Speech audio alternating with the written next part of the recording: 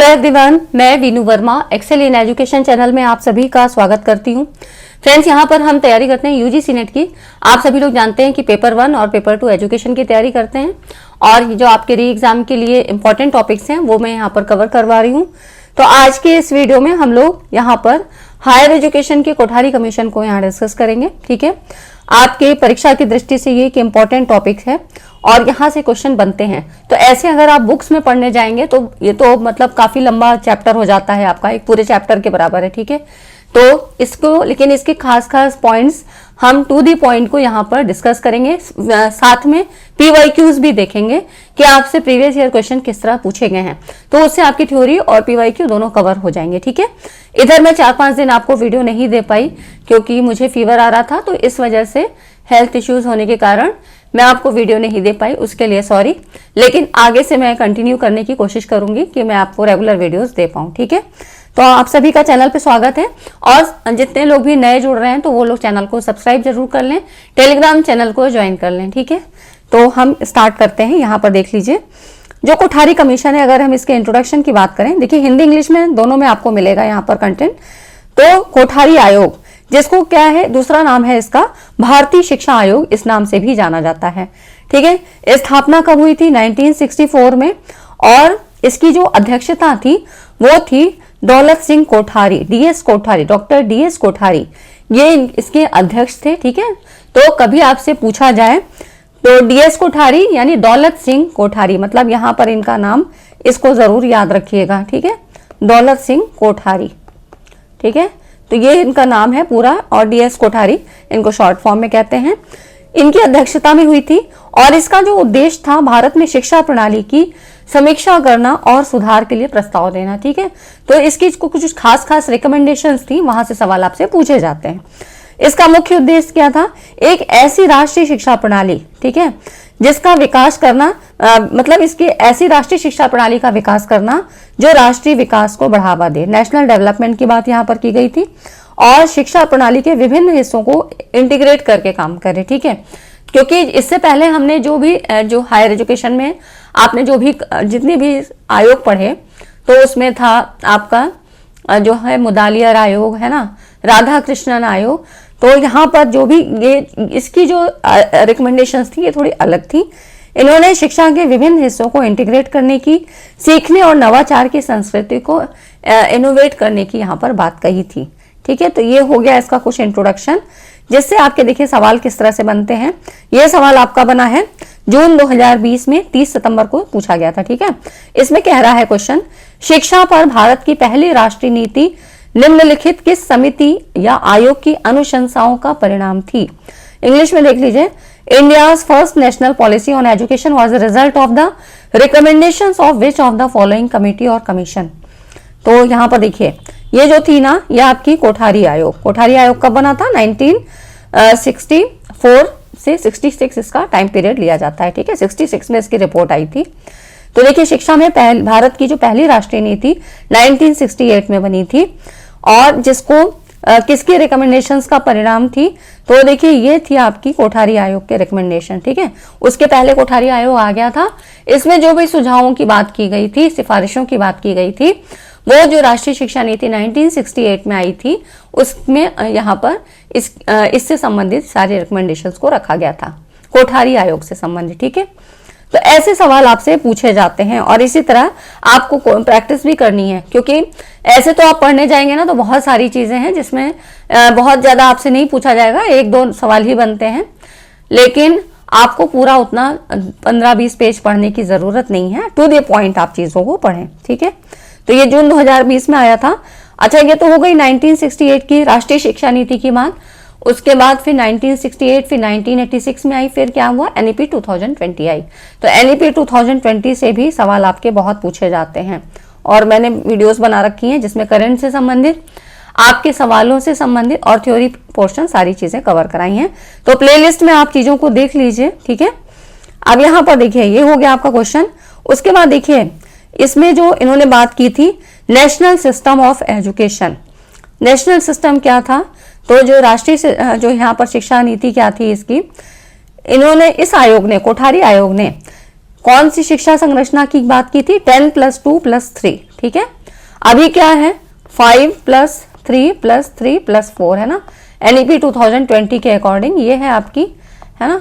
तो इसमें क्या था 10 + 2 + 3, इस संरचना के साथ एक समान राष्ट्रीय शिक्षा प्रणाली की स्थापना की सिफारिश की थी, जिसमें 10 साल की क्या थी सामान्य शिक्षा, 2 साल की उच्च माध्यमिक शिक्षा और 3 साल की विश्वविद्यालय शिक्षा, ठीक है। और इसका उद्देश्य क्या था, शैक्षिक संस्थानों में निरंतरता और संगति को सुनिश्चित करना था, ठीक है फ्रेंड्स। तो ये हो गया आपका जो नेशनल सिस्टम ऑफ एजुकेशन था। देखिए हायर एजुकेशन से और भी जितनी इंपॉर्टेंट वीडियोस हैं वो आपको यूनिट वाइज प्लेलिस्ट में सारी चीजें दी हुई हैं, बाकी यूनिट्स की भी आपको प्लेलिस्ट में सारी चीजें मिल जाएंगी, तो आप वहां से देखिए। और साथ में PYQs आपको 500 क्वेश्चंस जो है आपको करवाए जा रहे थे, तो उसकी प्लेलिस्ट में अलग से सेगमेंट दिया हुआ है, उसमें आप PYQs के लिए देख लीजिएगा, ठीक है। तो प्लेलिस्ट में आप सारी चीजें देखिए, आपको पेपर 1 और पेपर 2 एजुकेशन की सारी जो है इंपॉर्टेंट कंटेंट मिल जाएगा, ठीक है। तो वहां से जितने भी इंपॉर्टेंट कॉन्सेप्ट्स हैं आप वहां देख लीजिए। अब देखिए जो कोठारी आयोग था इसने फोकस किन बातों पे किया, तो focus on science and technology. अब यहाँ पर देखिए विज्ञान और प्रौद्योगिकी के प्रचार पर विशेष जोर दिया, मतलब ये जो शिक्षा प्रणाली थी कोठारी आयोग, इसने सभी वर्ग के लिए सभी को इंटीग्रेट करके करने की कोशिश की थी, ठीक है। तो यहाँ पर इन्होंने विज्ञान और प्रौद्योगिकी पर ज्यादा जोर दिया। आयोग ने ये कहा कि भारत के औद्योगिक और आर्थिक विकास के लिए साइंस और टेक्नोलॉजी का जो इनोवेशन है बहुत जरूरी है, ठीक है। और शिक्षा प्रणाली के सभी स्तरों पर विज्ञान और तकनीकी शिक्षा को शामिल करने की सिफारिश की, ठीक है। तो ये जो भी सुझाव थे इनके, ये सारे रिकमेंडेशंस थे। लैंग्वेज पॉलिसी क्या थी, कोठारी आयोग ने देश में सद्भाव, मतलब जो भी इनका 3 लैंग्वेज फॉर्मूला था, इसको समानता बढ़ाने के लिए मतलब 3 भाषा सूत्र अपनाने का प्रस्ताव किया। 3 लैंग्वेज फॉर्मूला, आप कई बार आपसे पूछ लिया जाता है 3 लैंग्वेज फॉर्मूला कौन कौन सा था, तो इसमें कौन कौन सी भाषाएं आती थी, तो हिंदी, अंग्रेजी और एक क्षेत्रीय भाषा मतलब रीजनल लैंग्वेज, ठीक है। तो this formula included the study of Hindi, English and regional language. ये आपसे सवाल पूछा जाता है, ठीक है। तो इस तरह के सवाल आपसे, जैसे कि जब आप PhD एंट्रेंस देने जाते हो या PGT के एग्जाम के लिए जाते हो या असिस्टेंट प्रोफेसर के एग्जाम के लिए जाते हो, तो ऐसे सवाल आपसे पूछे जाते हैं, बेसिक सवाल, लेकिन आपके कॉन्सेप्ट पे आधारित सवाल पूछे जाते हैं, ठीक है। इसका उद्देश्य क्या था, राष्ट्रीय एकीकरण, नेशनल इंटीग्रेशन और क्षेत्रीय भाषाओं और संस्कृतियों के संरक्षण की भी संतुलन बढ़ाना, ठीक है। ये मतलब कॉमन टू ऑल एजुकेशन की बात करता है, तो इसी को ध्यान में रखते हुए इन्होंने यहाँ पर अपने रिकमेंडेशंस दी थी। एजुकेशन फॉर ऑल, अब देखिए यहाँ पर आयोग ने कहा, जो कोठारी आयोग थे इसने रिकमेंड किया कि 14 वर्ष तक के जितने भी बच्चे हैं, 6 से 14 वर्ष के बच्चों के लिए, है ना, सभी के लिए मुफ्त और अनिवार्य शिक्षा प्रदान करने की बात कही। और ये भारतीय संविधान में राज्य के नीति निर्देशक सिद्धांतों के अनुरूप था, है ना। तो यहाँ पर नीति निर्देशक सिद्धांतों से भी संबंधित था। शिक्षा की सार्वभौमिक पहुंच को एक मौलिक अधिकार और सामाजिक न्याय प्राप्त करने के साधन के रूप में भी जोर देता है, मतलब सभी के लिए ये शिक्षा की बात की गई है, अनिवार्य और प्राथमिक शिक्षा 6 से 14 वर्ष के आयु के बालकों के लिए, ठीक है। और इससे संबंधित सवाल आपके संविधान में भी पूछे जाते हैं, ठीक, तो वो भी मैंने करवा रखे हैं, आप देखिएगा। आप देखिए जो अगला क्वेश्चन बनता है वो क्या है, ये जून 2021 में पूछा गया है।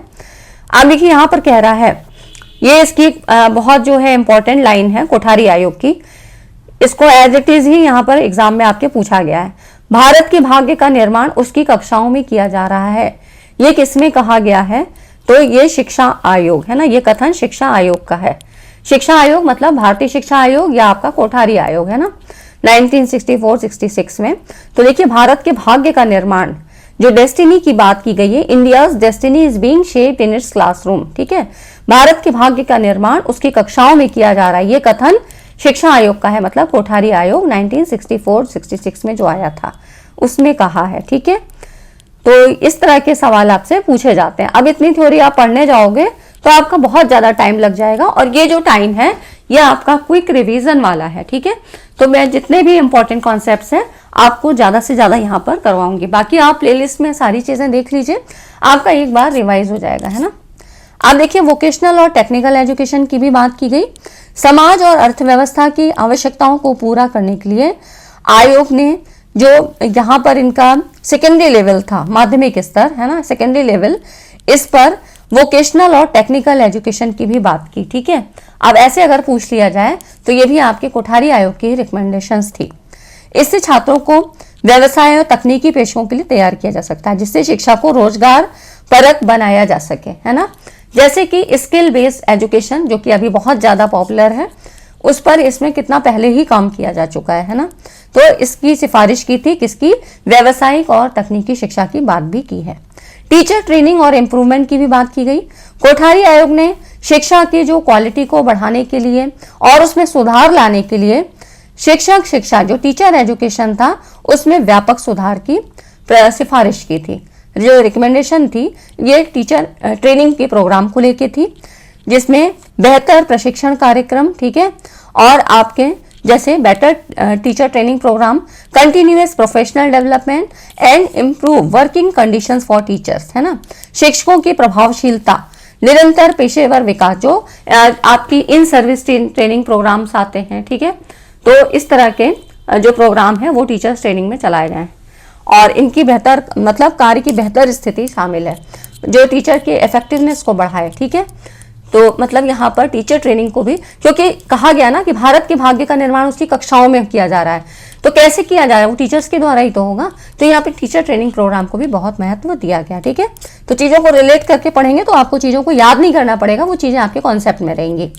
हायर एजुकेशन रिफॉर्म, सुधार क्या क्या हुए यहाँ पर, तो देखिए उच्च शिक्षा के क्षेत्र में आयोग ने यहाँ पर बात की इन्होंने रिसर्च में, अनुसंधान, research, innovations and academic freedom, मतलब नवाचार और शैक्षणिक स्वतंत्रता को बढ़ावा देने के लिए स्वायत्त जो ऑटोनोमस इंस्टीट्यूशंस थे और स्वायत्त संस्थान और विश्वविद्यालयों की स्थापना का प्रस्ताव रखा।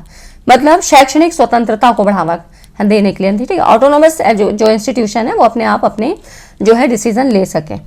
इसने अनुसंधान केंद्रों की स्थापना और जो है जटिल सामाजिक मुद्दों से निपटने के लिए भी यहाँ पर कौन से जो है प्रोग्राम चला है, इंटर डिसिप्लिनरी कोर्सेज, ठीक है। तो इंटर डिसिप्लिनरी कोर्सेज यहाँ पर चला है, इसके कारण जिससे कि इनोवेशंस किए जा सके रिसर्च और इनोवेशन के फील्ड में। एजुकेशनल प्लानिंग एंड एडमिनिस्ट्रेशन की क्या बात की इन्होंने, कोठारी आयोग ने शैक्षिक योजना और प्रशासन के महत्व पर भी जोर दिया। व्यवस्थित योजना, यहाँ पर इन्होंने जो शैक्षिक नीतियां थी और कार्यक्रमों का नियमित आकलन किया जाए, असेसमेंट और इवेल्युएशन यहाँ पर शामिल हो, इसके लिए इन्होंने बात कही, और समाज की आवश्यकताओं को पूरा करें और राष्ट्रीय विकास में योगदान दें। तो एजुकेशनल प्लानिंग और एडमिनिस्ट्रेशन की भी बात यहाँ पर की गई, जिससे कि क्या है, शिक्षा की क्वालिटी को सुधारा जा सके। असेसमेंट और इवेल्युएशन होता रहेगा तो क्या है, शिक्षा की गुणवत्ता बनी रहेगी, ठीक है। आप देखिए लीगेसी एंड इम्पैक्ट, क्या प्रभाव पड़ा। कोठारी आयोग की सिफारिशों ने भारत में बाद में होने वाले शैक्षिक सुधारों की नींव रखी, जैसे कि कौन कौन से, राष्ट्रीय शिक्षा प्रणाली, विज्ञान और मतलब साइंस और टेक्नोलॉजी की बात की, वोकेशनल ट्रेनिंग प्रोग्राम कहे, टीचर्स ट्रेनिंग प्रोग्राम की, टीचर एजुकेशन की भी बात की, ठीक है। तो इन सब पर इनका प्रभाव पड़ा है ना।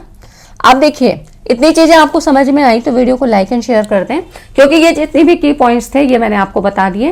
क्वेश्चंस और बता देती हूँ, जैसे कि बीच बीच में मैंने आपको पीवाईक्यूज भी कराए। अब और कुछ पीवाईक्यूज देख लेते हैं जो कि आपके एग्जाम में आ चुके हैं। यहाँ पर देख लीजिए, देखिए यहाँ पर कह रहा है, कोठारी आयोग ने, ये सवाल आपका 2020 में आया था, कोठारी आयोग ने शिक्षा पर राष्ट्रीय आय का एक निश्चित प्रतिशत निवेश करने की अनुशंसा की, वो प्रतिशत क्या था, तो ये परसेंटेज था आपका 6%, ठीक है। अब देखिए यहाँ पर ये जो जीडीपी का 6% खर्च किए जाने की अनुशंसा की थी। क्वेश्चन पढ़िए, the Kothari commission recommended investing a certain percentage of national income on education, what was that percentage, ठीक है। तो ये है आपका 6% की बात इन्होंने कही थी, ठीक है। अब देखिए इसमें कोठारी आयोग सभी को पता है 1964-66 में आया, इसका टाइम पीरियड इतना था। और यहाँ पर जो सकल जो ग्रॉस जो है यहाँ पर जीडीपी की बात, सकल घरेलू उत्पादन है ना, तो 6% खर्च करे जाने की अनुशंसा की थी। ये प्रस्ताव केंद्र सरकार जो सेंट्रल गवर्नमेंट और स्टेट गवर्नमेंट दोनों के लिए, ठीक है। तो ऐसे सवाल आपसे पूछे गए, इसीलिए मैंने इसमें आपको टू द पॉइंट आपको सारी चीजें बताने की कोशिश की है। Which of the following is a recommendation made by the Kothari जो है कमीशन। तो अब देखिए इसमें क्या कहा गया था, 10+2+3 पैटर्न की बात की गई थी, ठीक है। ये भी क्वेश्चन आपसे पूछा गया है। भारतीय शिक्षा प्रणाली में 3 भाषा सूत्र अपनाने की सिफारिश तो किसने की थी, कोठारी कमीशन ने की थी, है ना, ये तो पता ही है आपको। अब उसके बाद कोठारी आयोग ने शिक्षा में निम्नलिखित में से किसके महत्व पर जोर दिया था? तो साइंस एंड टेक्नोलॉजी। ठीक है, ये मैं आपको क्विक रिवीजन के तौर पे करवा रही हूँ। किस शिक्षा आयोग ने सभी के लिए शिक्षा, एजुकेशन फॉर ऑल की बात की थी कोठारी आयोग ने, है ना। तो ये कुछ की पॉइंट्स है, बिल्कुल आपको टिप पे याद रहना चाहिए। स्वतंत्रता के बाद भारत की संपूर्ण शिक्षा प्रणाली का आकलन और सुधार करने के लिए किस शिक्षा आयोग की स्थापना की गई थी? कोठारी आयोग की, है ना। तो ऐसे सवाल आपसे पूछे गए हैं। तो फ्रेंड्स, आज की वीडियो कैसी लगी? वीडियो अच्छी लगी तो लाइक एंड शेयर करिएगा। ठीक है, ऐसे ही इंपॉर्टेंट कॉन्सेप्ट्स मैं आपको जल्द से जल्द यहाँ पर क्विक रिवीजन के तौर पे करवाऊंगी, जिससे आपका पूरा एक रिवाइज भी हो जाएगा और जिसमें एग्जाम में आने की ज़्यादा प्रायोरिटीज रहती है, वो सारे टॉपिक्स यहाँ हम कवर भी कर लेंगे। ठीक है, तो वीडियो अच्छी लगी तो लाइक एंड शेयर करिएगा और टेलीग्राम चैनल को जरूर ज्वाइन कर लें। और आपको टेलीग्राम का लिंक आपको डिस्क्रिप्शन में मिल जाता है। तो फिर हम आज की वीडियो यहीं पे समाप्त करते हैं, मिलते हैं नेक्स्ट वीडियो में। तब तक चैनल पे आप बने रहें और जितनी भी चीज़ें आप वहाँ रिवाइज कर लीजिए, क्विक रिवीजन के तौर पे आपको बहुत सारी चीज़ें इंपॉर्टेंट मिल जाएंगी। ठीक है, तो ठीक है फ्रेंड्स, आज की वीडियो में इतना ही, मिलते हैं नेक्स्ट वीडियो में। Thanks for watching this video.